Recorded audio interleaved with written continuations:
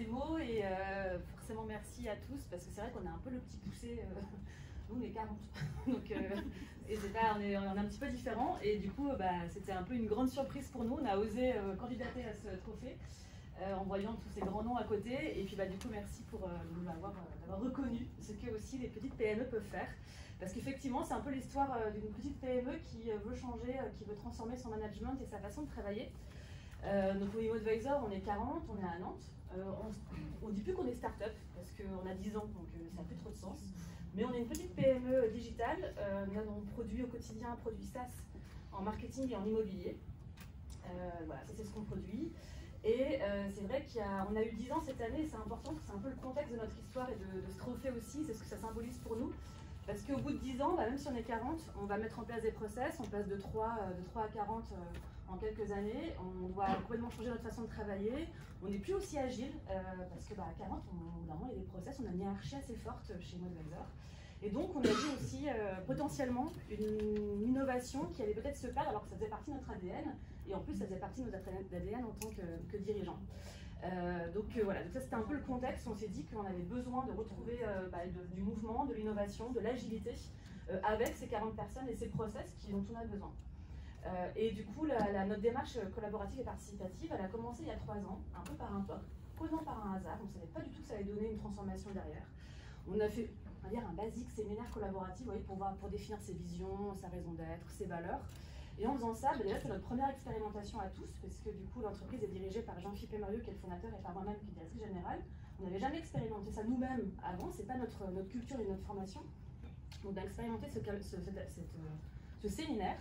Et puis après, passé le Covid, tout ça, on ne savait pas trop quoi en faire. Et puis finalement, on a décidé de continuer d'explorer ces méthodologies, accompagnées par une entreprise qui nous a accompagnés, parce qu'on ne connaissait rien, donc il fallait bien aussi nous former, par Tico ici présent, au fond de la salle qui va faire les photos. Et du coup, c'est vachement important parce que c'est aussi l'histoire d'une rencontre. Et du coup, ce séminaire nous a plu. On a transformé ce POC par un autre projet qui était de définir la vision de l'entreprise à 3 ans, puisque aussi pareil, il y a 40 personnes dans l'entreprise. La vision était plus claire pour tous les collaborateurs, il fallait aussi la construire, la définir et la partager. Donc on a travaillé en mode CODIR et on a expérimenté du coup ces méthodes de design thinking et de collaboratif en mode CODIR. On a défini du coup une roadmap à 3 ans, on a défini du coup des gros projets, beaucoup d'ambition évidemment. Et pour ce faire, à la fin de cette roadmap, une fois qu'on l'a écrite et pour la partager aux équipes, on s'est rendu compte qu'il fallait aussi qu'on change vraiment notre façon de travailler. Et pour ça, on a affirmé un jour, du jour au lendemain, qu'on allait passer en mode collaboratif. Alors ils vont tous regarder un peu genre, ouais, on est déjà hyper collaboratif, on travaille tous ensemble, on s'entend tous très bien. Et du coup, voilà, donc on a commencé comme ça et on a mis en place plusieurs étapes pour arriver à cette transformation de culture. On a fait une formation, on a commencé par l'époque. Et petit à petit, on a mis en place après une roadmap collaborative, on s'est inspiré des OKR pour le faire. Et ça aussi, c'est important pour nous parce qu'on ne suit pas des méthodologies toutes faites. Et pourtant, Dieu sait qu'il y a des entreprises qui accompagnent les startups et qui viennent au scale-up avec des méthodologies toutes écrites. En fait, on a juste à faire l'étape 1, étape 2, étape 3. C'est pas ce qu'on a fait. On a pris du collaboratif, on a pris l'intelligence collective, on a pris des OKR. On a mis tout ça un peu dans un pôle. On a fait une petite recette qui est toujours améliorée puisque ça fait 1 an et demi qu'on l'a lancée. Vous imaginez bien qu'en 1 an et demi, on n'arrive pas du tout à une méthodologie mature. Par contre, on est vraiment dedans à 100% et on ne se rend même plus compte aujourd'hui, et c'est ça aussi qui est pour nous une victoire et qui montre qu'on est sur le bon chemin, puisqu'aujourd'hui, le collaboratif, il est intégré dans toutes les parties de l'entreprise. Évidemment, on produit, ça va de soi. Aujourd'hui, on ne sort plus une fonctionnalité sans l'avoir testé de nos clients, sans l'avoir construit. Ça paraît basique, mais il y a 3 ans, on ne le faisait pas. On croyait qu'on le faisait, mais finalement, on ne le faisait pas vraiment bien.